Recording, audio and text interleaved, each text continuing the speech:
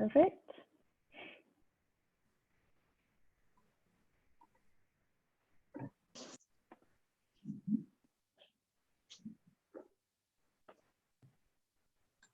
Uh-oh.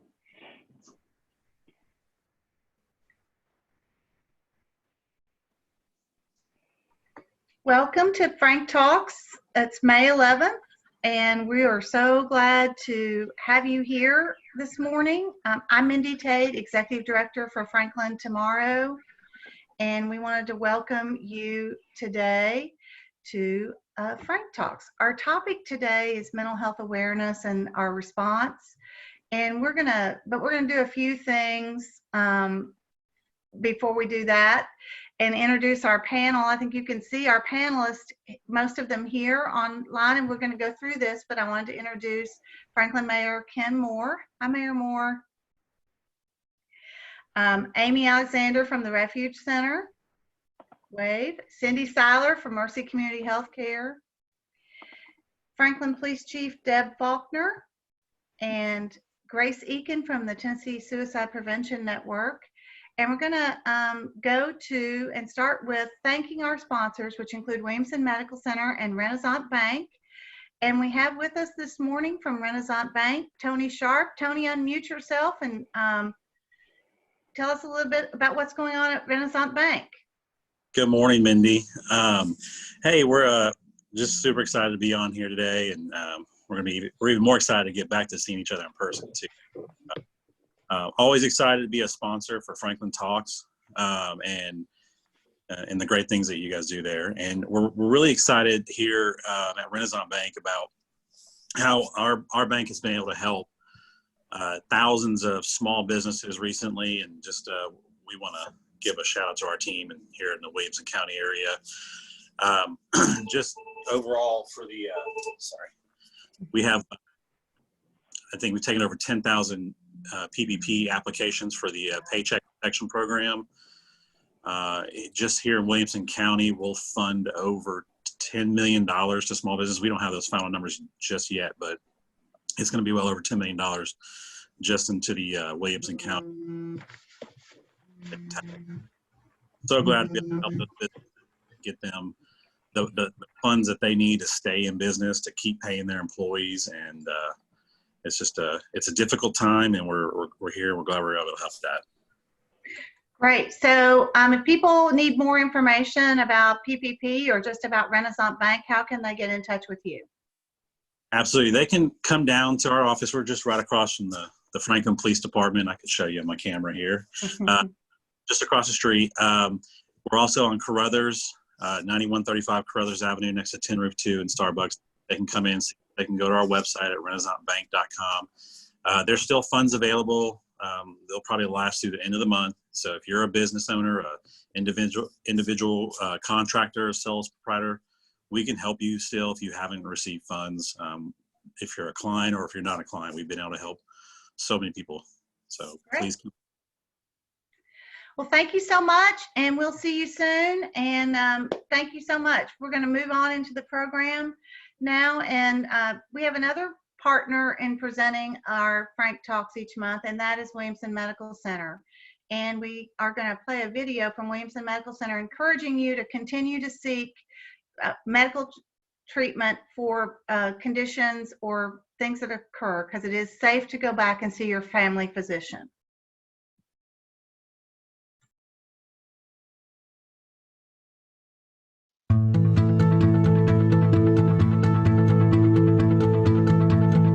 The last month and a half has been completely different. Our visits have decreased tremendously. I would guess that we're probably at 50%.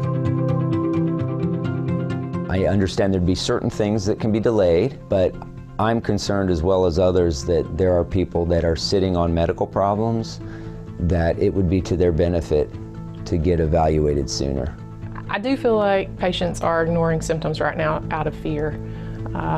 Fear of the virus and the current state of affairs. You know, patients with diabetes need to get their blood sugars checked. Patients with high blood pressure need to get their blood pressure checked. People that have thyroid issues, need to get those labs drawn. The consequences of not coming in to be seen are significant. What could have been a much easier treated condition may turn into a significant problem. So we have had not one single COVID-19 positive patient that's come into our office. I think that's reassuring. We've had none of our staff affected. Going to an outpatient practice right now is probably safer than going to the grocery store, between your limited exposure to other people and the safety mechanisms that we're all put in place. Personally, I've been seeing probably 80% of my visits are telehealth. They involve mostly video audio communication with the benefit of it being secure and encrypted for privacy. We want you to continue your follow-ups with your provider. It might be via telehealth, but it is very important that they continue those visits, especially if they're having symptoms that are more significant. They shouldn't ignore those. One question that I've been asked a lot is, I had a virus back in Christmas and I was sick for 4 to 5 weeks. Is that COVID-19? I think the answer to that is probably not. We have lots of viruses that travel through our community during the winter time. We have some other coronaviruses. We have para-influenza viruses. So I would like to let people know that when you were sick in December, January, or February, that was probably not COVID-19. Don't think that you're immune to the virus just because you were sick a few months ago. You need to continue to wash your hands, cover your sneeze, and be careful when you're out in public and continue with social distancing.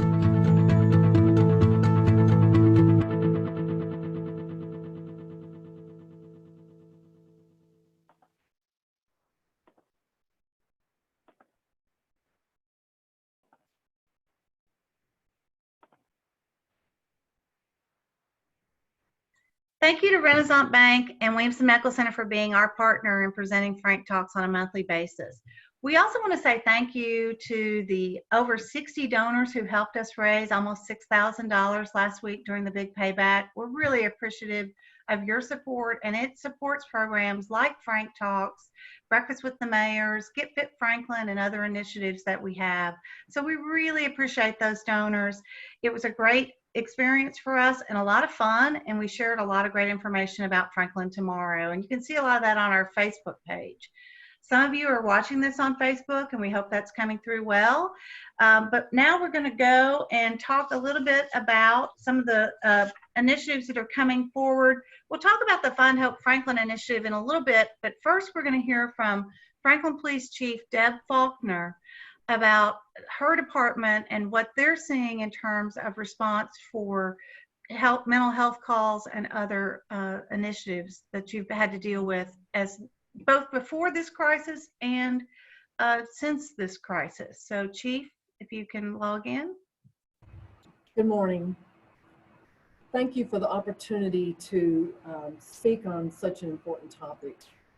It's a tough subject to talk about, especially on a beautiful Monday morning like this, but we need to, and it's important that we discuss it and try to offer any help that we can to anyone who needs it, especially during this very stressful time. A leading call for service for the Franklin Police Department, unfortunately, is dispatched as a psychological emergency. And this consists of a suicide threat, a suicide attempt, or an actual suicide.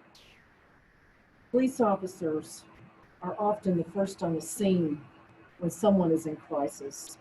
And being able to recognize what's happening is key to getting them the medical attention that they need, and do it fast.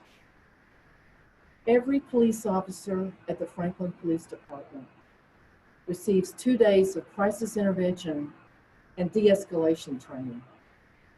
This training is proven to be extremely valuable as we continue to try to navigate clearly through mental health crisis in our country.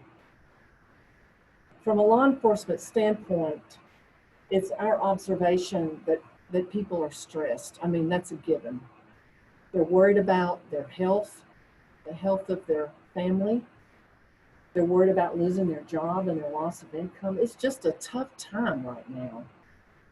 Let me give you a few numbers to demonstrate what I'm talking about. I won't overwhelm you. I just want to try to represent what we're seeing here at the police department.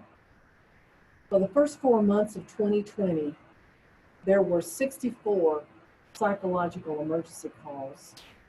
17 were attempted suicides, 2 were completed, and both of these were in April. And we also had a third one just this past weekend. The age range on these emergency calls was from 77 years of age to 10 years of age. 14 of the calls were juveniles. I want to also tell you that Franklin officers have responded to 38 overdose calls in the first 4 months of the year. The highest month was in April, just last month, and there were 13 overdose calls. So this is a short overview of the issue. Next, I know that you're going to hear from some of the helping agencies, representatives from those. We're so blessed to have some wonderful people here in our community, and also from our mayor, Dr. Ken Moore. And I have to say that we are so fortunate to have a mayor that's committed to raising awareness on emotional health issues. I also want to thank you, Mindy, and Franklin Tomorrow for shining a light on this topic. Thank you.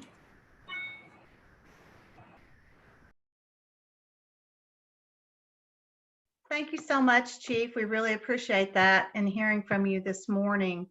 I would ask you just to also tell us a little bit about the training that you have instituted or that your officers receive in dealing with this and how they've had to actually put that into practice in actually saving lives and stopping suicide in our community.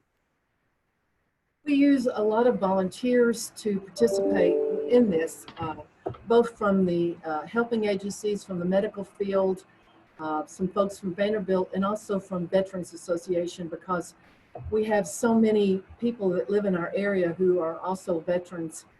We had just as an example, we had a suicide attempt just a couple of weeks ago, and it was a former helicopter pilot from the military, and it was a very serious call.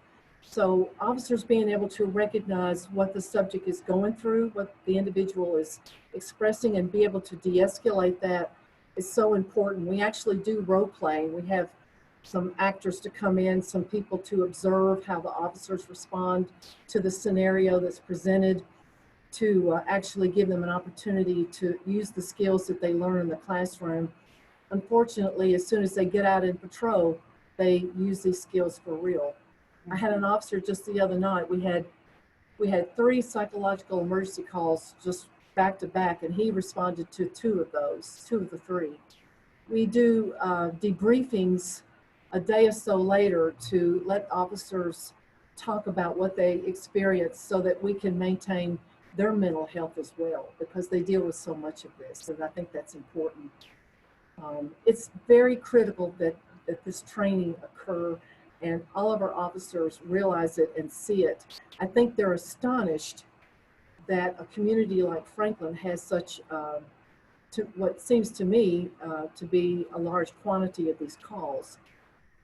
But they do exist, and right now is such a critical time to be mindful of what people are experiencing and to be out in the community, to be seen, to be there as a resource is crucial. And we see that as a mission 1 for us. Thank you so much, Chief, and I hope you can stay on the line, and if we come back and have some questions after we go through some of the other panels, that'd be great. I'd be glad to. Great. So next we have Amy Alexander from the Refuge Center. And Amy, we're going to throw up a little slide here just for a minute that explains what the Refuge Center is. But you can talk to us about that, and then if you have any slides, you can share those. But tell us a little bit about what the Refuge Center is and how long it's been in Franklin and Williamson County. Great. Thank you so much for having me. And I just want to echo Chief Faulkner that we are incredibly blessed to have a mayor who's putting an emphasis on emotional wellness in this community. And I am so thankful to be a part of this group.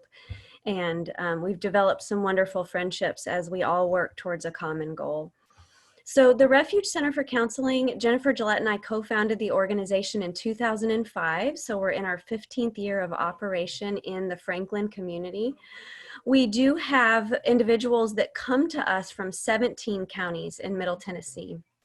And we, excuse me, we provide counseling services for children, individuals, families, and couples. We do all of that on a sliding fee scale so that services are accessible to anyone and everyone. And we have about 60 therapists. So we have a lot of various areas of expertise and different modalities that are offered and provided. There's really not a whole lot we don't do. So that's a little bit about the Refuge Center.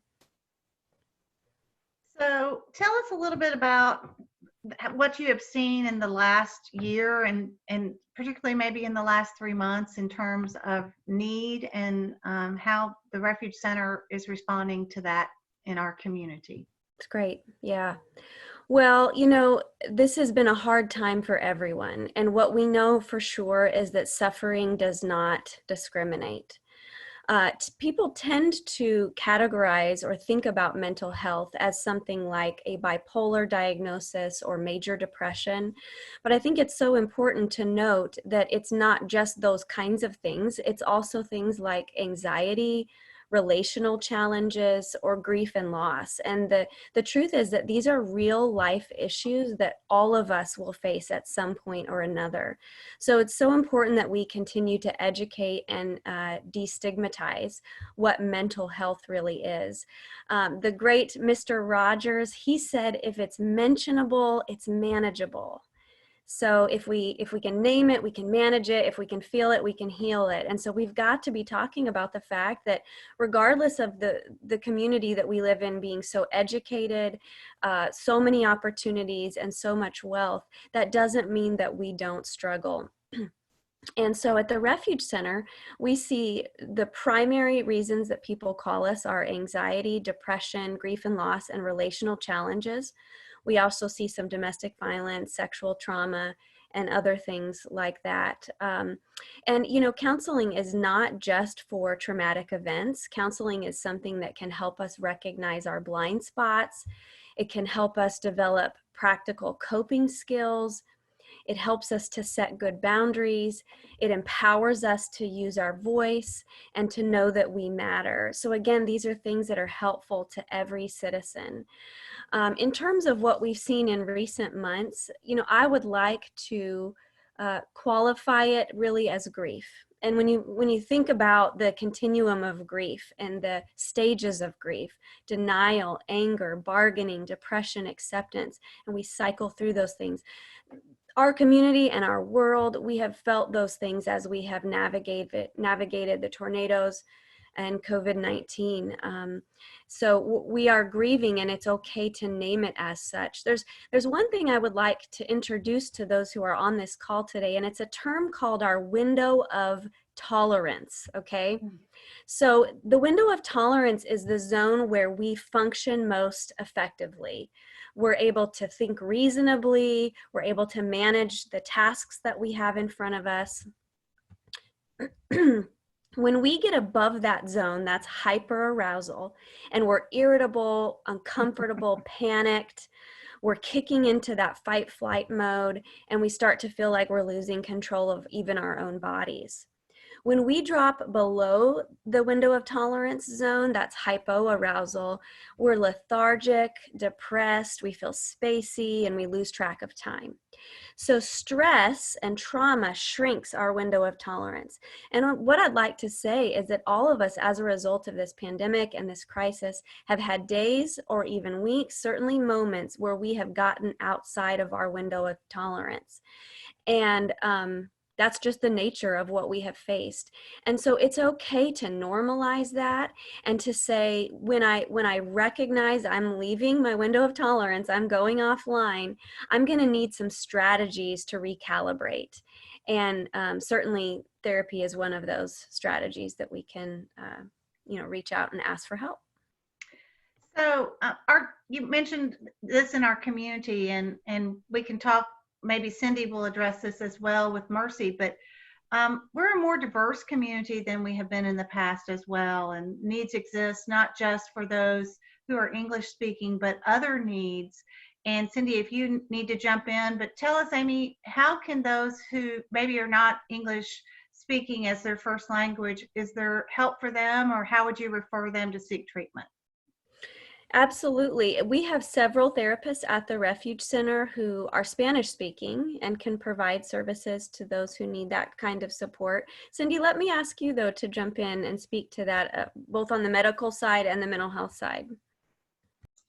Thank you, Amy. We have about 36% of our population is Latino, and we have 3 interpreters that work with both our medical staff and our behavioral health and counseling staff. Great, thank you. Amy, one more question for you maybe.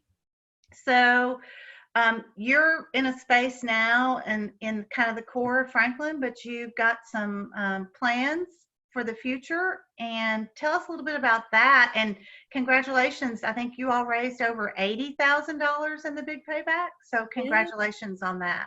Thank you. We feel extremely grateful and blessed for the fact that there are a number of people who still have not missed a paycheck, and those people are saying we want to continue to be generous. We want to give, and so we're so thankful for that.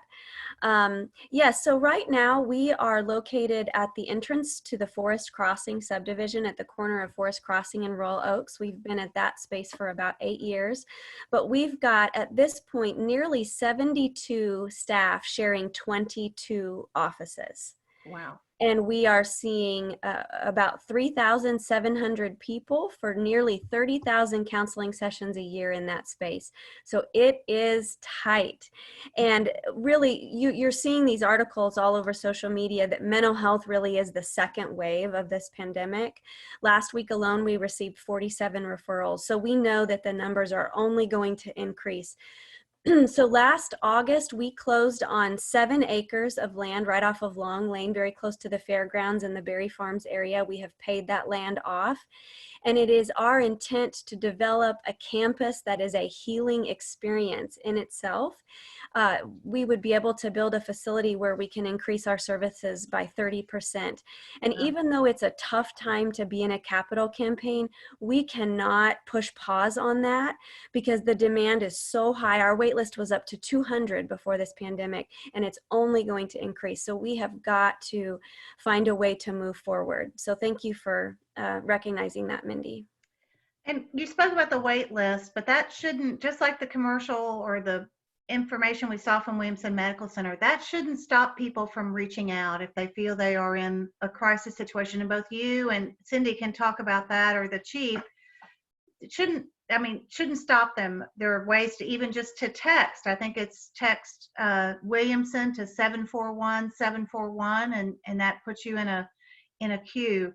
But tell us about, people shouldn't stop seeking help if they are in crisis. That's right. And I wanted to add that we have been offering both telehealth and in-person sessions. And because of our telehealth offerings, which are available to anyone in the state of Tennessee, we have been able to increase our capacity. And so as of this morning, we've got 73 spots for new clients in the next 6 days. Wow. So I would love for people to reach out immediately and get support. Mm-hmm. Great. Thank you so much. And we're going to go to Cindy Siler, who's the CEO for Mercy Community Healthcare. And tell us a little bit, Cindy, we've got a slide with for you, but tell us a little bit about what Mercy is, Mercy Community Healthcare, and then we'll talk a little bit about the services y'all are providing as well.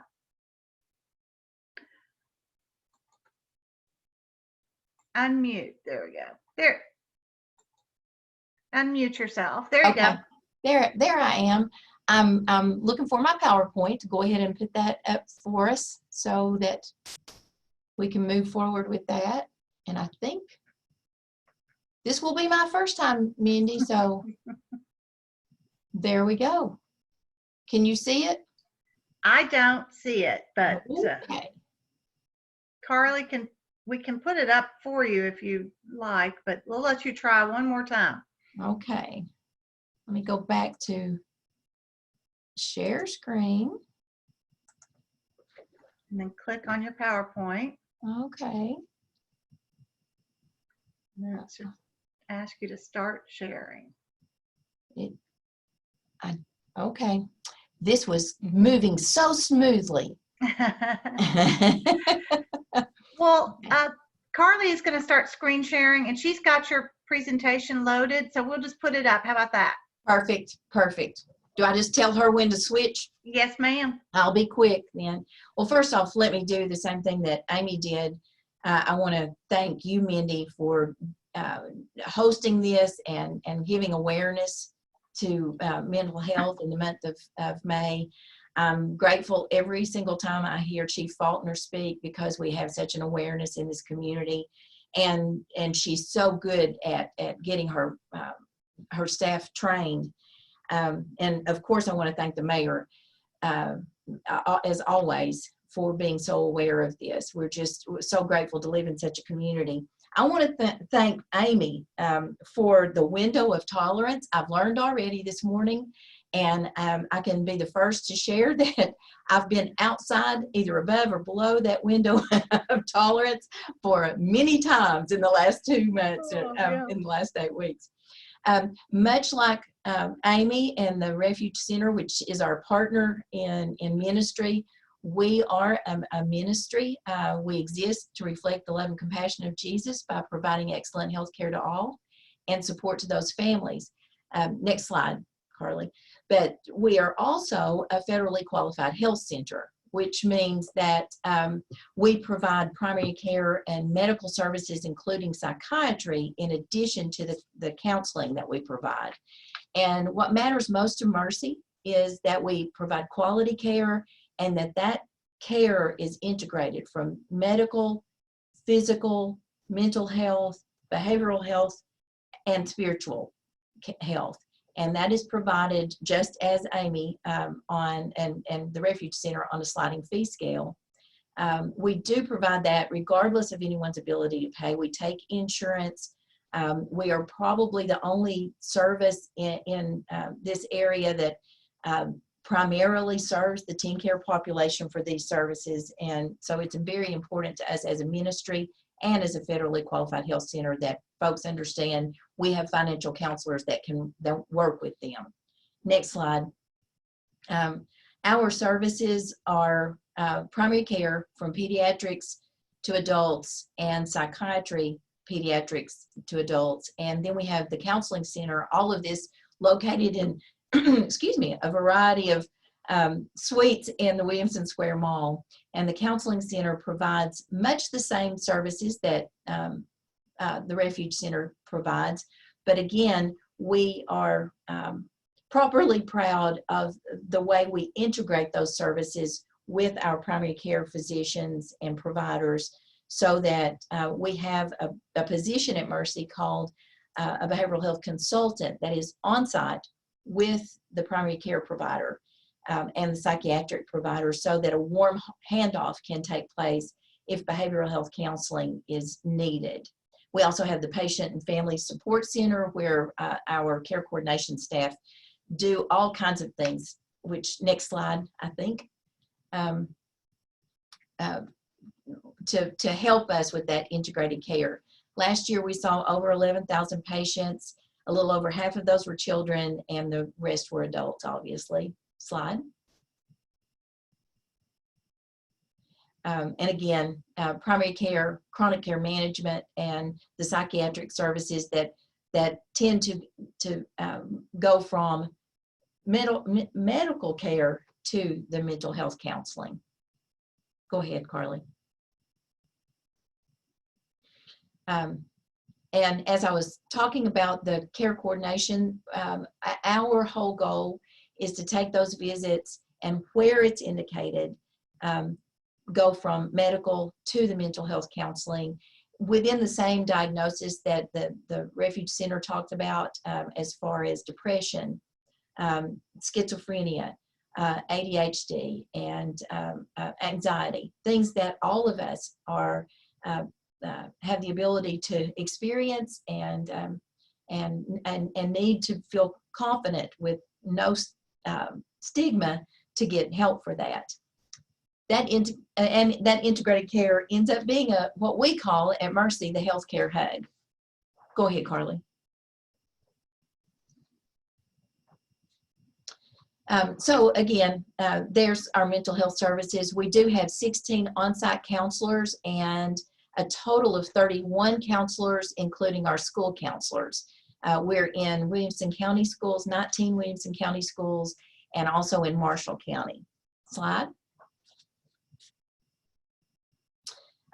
Also as group and family and individual services, we have parent-child interactive therapy. We have a play therapy room, and EMDR groups, family and marriage, and other groups such as adolescents. We've got a Lego group.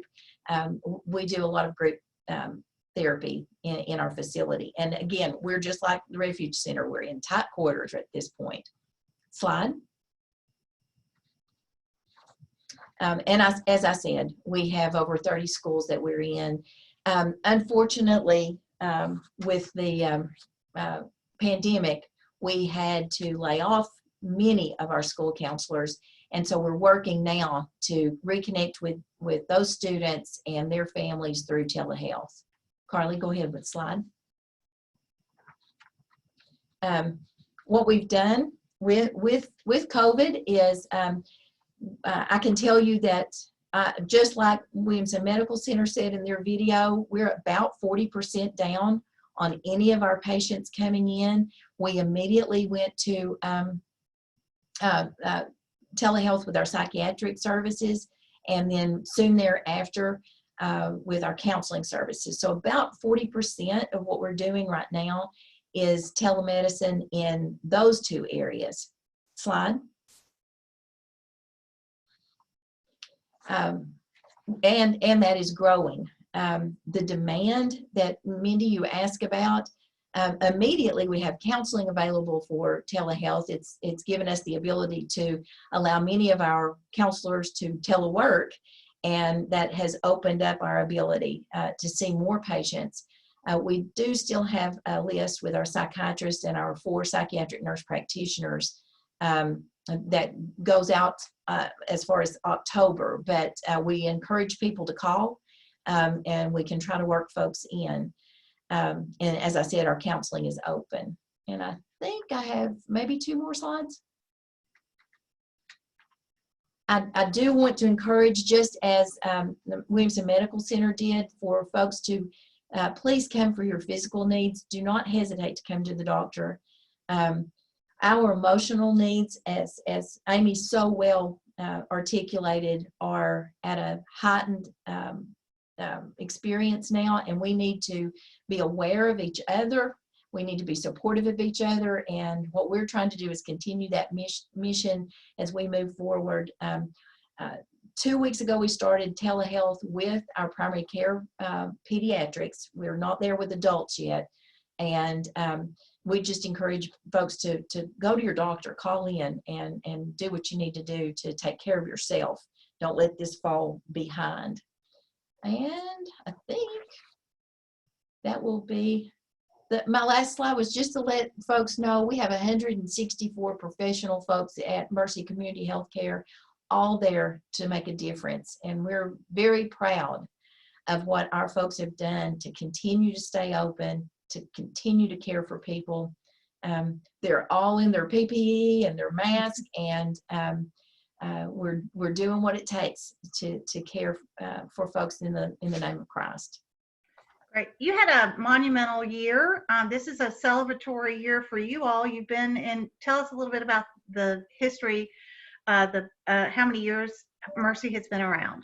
This past year was our 20th year we celebrated, and as many folks know, Mercy Community Healthcare started as Mercy Children's Clinic downtown, where Chief Faulkner's office, right across where Chief Faulkner's office is now, where the bank is. And we were in the old furniture store in an older building down there as a result of many businessmen in this community and some pastors in this community that felt the need, along with Tim Henschel, who was a resident in pediatrics from Vanderbilt, that felt the need to make care accessible and affordable for anyone.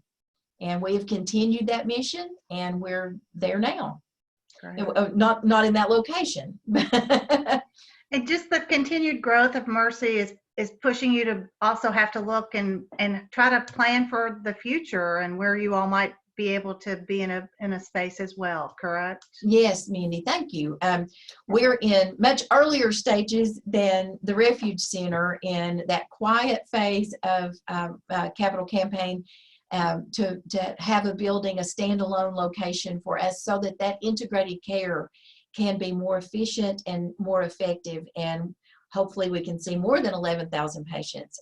We're about 2 years away, but right now we're in 4 different suites at the Williamson Square Mall, and it's unfortunate that families have to maneuver and navigate across the bridge, down the alley, and around and around the mall. But we are still serving folks and looking forward to being in a building very soon.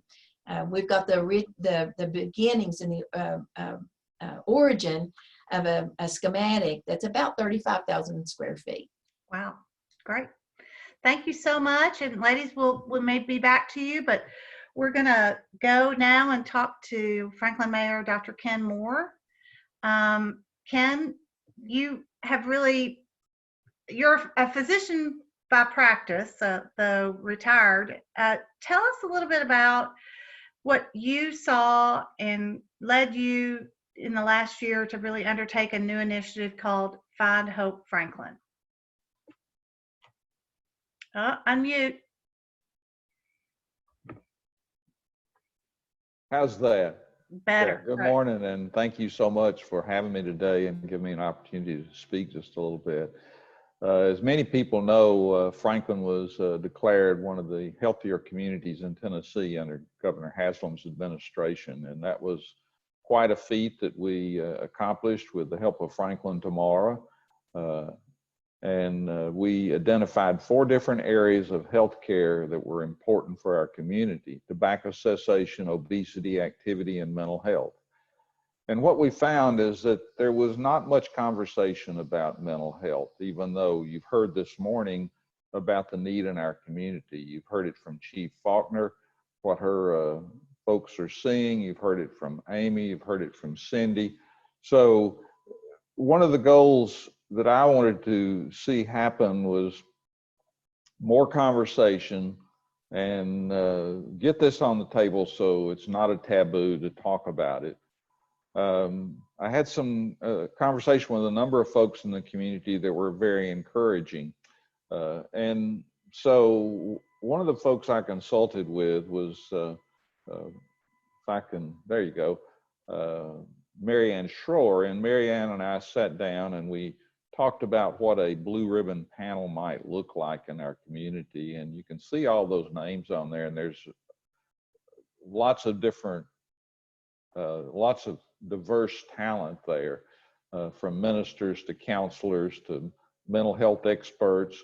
But also we have Rich Scaglione on there, who is Locomotion Creative, that was very helpful.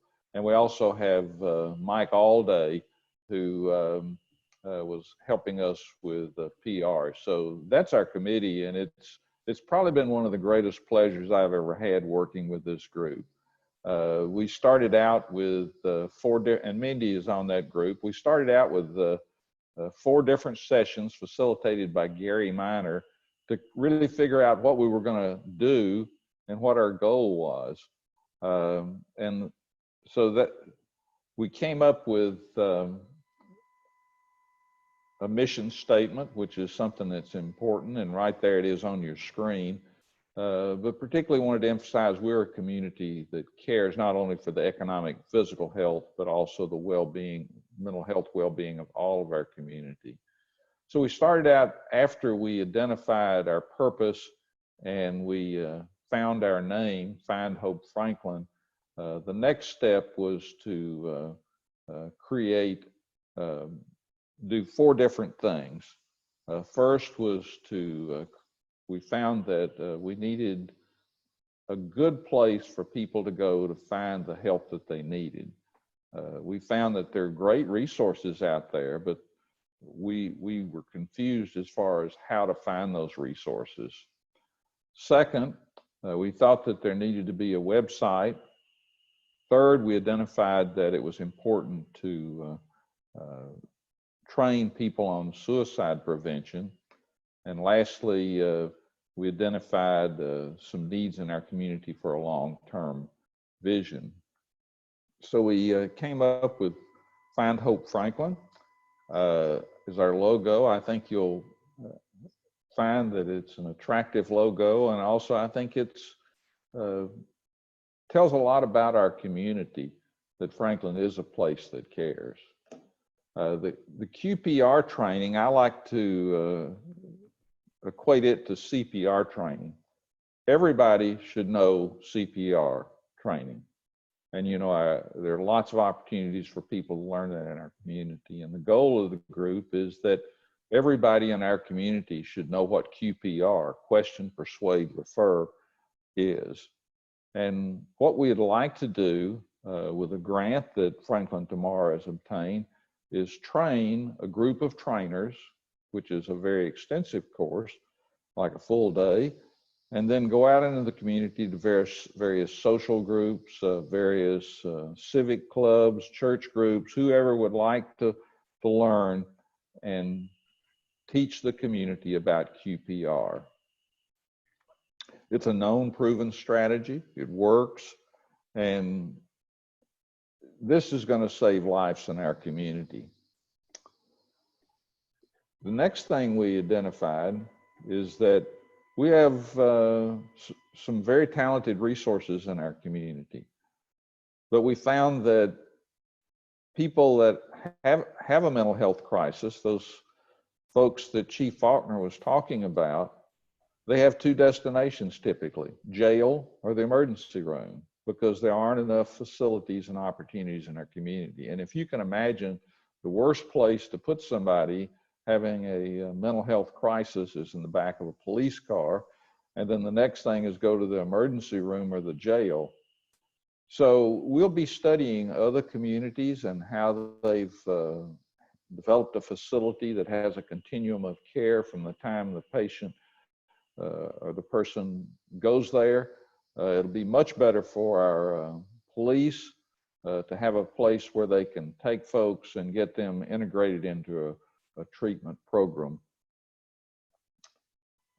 Last, it's there's an opportunity that Franklin Tomorrow has partnered with Tennessee Suicide Prevention Network to offer some initial QPR training. And so I'll let Mindy and Grace talk about that a little bit more in just a few minutes.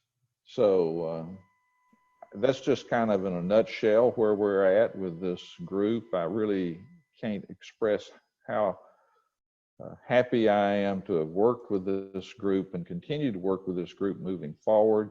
Our website is in very early development, and look forward to folks looking at it as we continue to roll it out. We originally thought we'd roll it out for State of the City, which with the COVID-19 has changed around. We're now going to have a virtual presentation on Friday.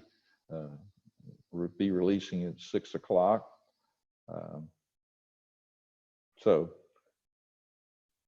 Great.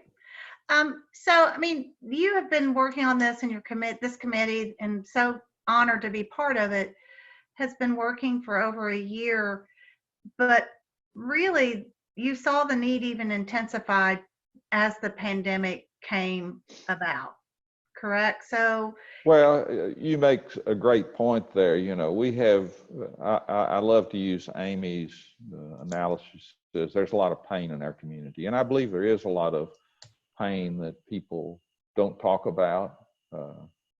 This COVID-19 has caused a lot of economic challenges for folks, created a lot of anxiety, and it's created a lot of issues in our providers, our healthcare providers. They're on the front lines and they're seeing death and severe illness that maybe they're not quite used to seeing at the frequency that they're seeing it. and they're having mental health challenges also. So this goes all across the entire community, and certainly the COVID-19 has brought it into a lot more prominence. Great, thank you. And we'll have some questions in a minute, but I want to make sure we get to Grace Eakin with Tennessee Suicide Prevention Network. Mayor, if you'll stop sharing your screen, we'll let Grace share her screen. So Grace, Tennessee Suicide Prevention Network, tell us a little bit about that, but we really want to focus on the QPR training that's coming up starting this week, but let's talk a little bit about Tennessee Suicide Prevention Network first. Yeah, absolutely. Thank you so much for having me and for bringing TSPN into the fold. We really, this is something that's so important right now. Isolation is something that's very difficult to deal with, and it sometimes exacerbates those feelings of being alone. Of course, right now it's hard not to isolate. That's, you know, we're following the rules, but definitely is something that can bring some of those feelings to the forefront. Let me share my screen and we will get started. Okay. Can everyone see this? Great. Awesome. TSPN, so we're a statewide organization and we are working tirelessly to eliminate the stigma of suicide. We try to normalize it as much as possible, because what we found is that people don't want to talk about suicide. And so we do that in a few different ways. Prevention is through these trainings like we've talked about, QPR, which we'll be doing this week. We are allowed to do a few trainings virtually right now, and thank goodness that we are allowed to do QPR virtually. It's given a lot of people that normally maybe wouldn't be allowed to, or wouldn't kind of reach out for the training to be able to do that right now. So we also do awareness and outreach through events, and we have task forces that center around certain demographics. So we do have a veterans task force, a farmers task force, and we're actually starting a first responders task force as well. And so that'll be very important for the upcoming months for numerous reasons, but you know, the first responders need help just like the rest of us.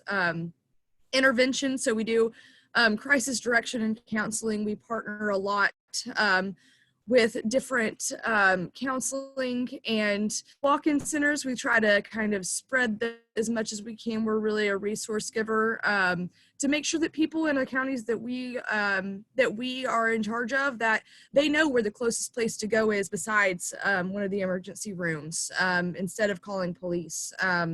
Postvention is unfortunately after a suicide. We can go and debrief. A lot of us are not counselors, but debriefing a lot of times is just as important, especially in suicide. There are a lot of unanswered questions that happen after a suicide, and so being able to talk to that community and making sure that they understand the patterns of grief and how to grieve in their own way, understanding that there are places to go to and people to talk to. As well as talking to media. So along with eliminating the stigma of suicide, it's important that suicide's reported about correctly, that we are spreading facts, not myths. So through QPR, or I'm sorry, I'll start about this first. So Mid-Cumberland, that dark red region, that's me.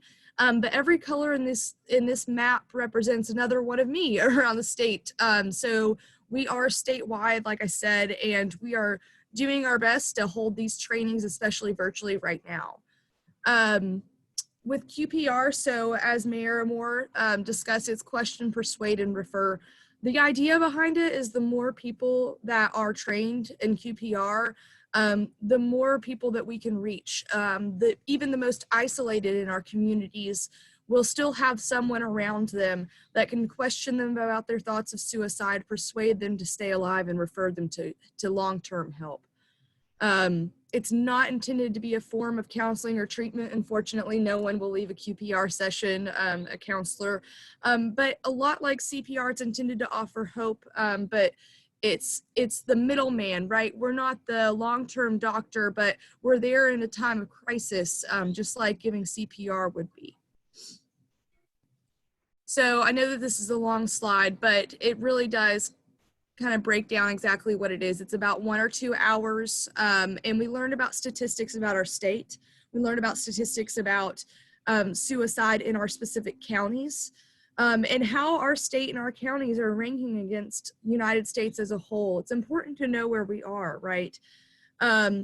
And what we really are going to do is that we are going to instill in our participants and people that attend these trainings a better knowledge about what suicide is and what it's not, and how to question someone. You know, people don't really want to say the word suicide, so it's even harder to question someone in your community, whether it be your mailman, your neighbor, your family member, about suicide. So we want to make sure that they've got QPR in their minds, that they can follow something, and that they remember how to discuss suicide, remember the ways to ask that question, how not to ask that question, and to be a resource for those people who are struggling. So really that's what QPR is. And like I said, we just want to be able to train as many people as we can so we can reach even the most isolated people in our communities. Right. So we have some training set up for this entry-level QPR training, both on the 13th and on the 20th, 2 sessions each day. Tell us about what people can expect if they sign up for that training. You can expect, there's a small pre-test. You can expect to talk about, like I said, statistics about suicide in Tennessee and the counties, as well as the United States. It's important to know where we are. And then also to how to question and persuade and refer people to help. And also what those referrals would look like in your community too. It's going to be different for every town, city, or county. So it's important to understand where the closest place you can take someone is. And we put the link in the chat for people if they want to check out and sign up for those. They are on the 13th and the 20th at 9 a.m. and 2 p.m. Some of these are getting full, but there's a wait list, and we'll add more classes or programs should we need to. Someone asked a question in our chat. Is it QPR appropriate for youth to be trained in to talk with their friends, or if not, is there another resource that can help them have those conversations? So absolutely. QPR, what's so amazing about it is that it can be for anyone. What we've found is that suicide does not discriminate. It doesn't discriminate against age demographics. And in fact, a lot of our communities that struggle the most are of younger age. So teaching youth about how to question the people that they see on the field, you know, during a game, during sports, in their hallways, being able to talk about those facts versus the myths is important. So yes, it's very appropriate for youth. Amy and Cindy, do you have any thoughts about, and Chief, you mentioned earlier that one of those calls, the youngest was 10 years old. So youth in our community and the school counseling program, that's really a need. It's really exists here, right? Oh, yes. You would be so surprised at the number. What has surprised me is the number of school staff that have come to us afterwards and talked about the amount of time that they would have had to spend with a child that's in a crisis, that it happens at school. And in the moment of getting their parents there and having that immediate help, our school counselors have been professional therapists that are there on site to help with that. But yes, after and I know Amy can speak to this much better than I can, but after a national crisis, there is always an influx of these children that have no place else to look to for the counsel and the answer to the grief and the fear. And I would also, go ahead, Amy. Well, I was just going to say that we ran a recent report of our demographic information from our intakes, and we found that about 1/3 of the people that are coming to the Refuge Center are reporting that they have had or are having thoughts of harming themselves. And these are businessmen and musicians and people that just, you know, appear fine on the outside and are functioning, but privately are having thoughts of self-harm. And I think our youngest hospitalization was 10 that we had to send to the hospital for a suicidality with a plan. So, wow, and that is with a plan, man. That's amazing. We're seeing other nonprofits in our community, such as One Gen Away and Grace Works, fulfilling those hunger needs, really, but fulfilling the hunger for socialization. This isolation and loneliness must be really, really hard on people. Is that true? I mean, we weren't meant to suffer alone. We weren't meant to grieve alone. And yet the health component of this pandemic has meant that we had to become islands in our grief in order to save lives. But there's something in that that's so hard for us because we weren't wired like that.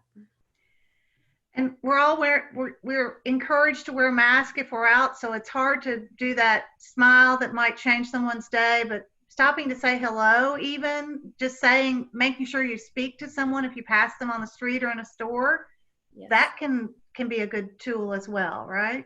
Yep. Just Yes, common kindness. Mindy, all of our staff have started practicing smiling with their eyes because you can't see their mouth. Yeah, it's a talent. It's a talent for sure. So those are the questions we've had from the audience, and we're about to wrap up. Anything from any of our panelists? Final words from any of our panelists? Great. Thank you all so much, and we are looking forward to QPR training starting this week and moving forward with that. And we've put the information in the chat box if you want to sign up and look for those. But also we have information on our website about how you can sign up for those as well. So we've got a couple other things to go over just before we end. Again, thank you to Williamson Medical Center and Renaissance Bank for being our partner in presenting the monthly Frank Talks lecture. The next one will be June 8th, and we'll get out information on that topic soon. Also, we want to thank you again for your support for the Big Payback. It is our birthday, our 20th anniversary. The pandemic has changed some of our plans, but we're still working on hopefully having a summer celebration on July 30th outside, so that'll make it a little easier to social distance if you want to participate in that as well. And then we've been talking about our great t-shirt, the Franklinite t-shirt. Let's all show our civic pride and get a Franklinite t-shirt through Twine Graphics. They've been working with a number of nonprofits to put those out. There are also other ways to support Franklin tomorrow. Get a historic Franklin license plate, another one to show your civic pride. And we appreciate that. And then again, our upcoming events, June 8th, Frank Talks, and July 28th will be our next Breakfast with the Mayors. Follow us on social media, Franklin Tomorrow. Be involved and check our website frequently. And we'll see you next time for Frank Talks. Have a great day.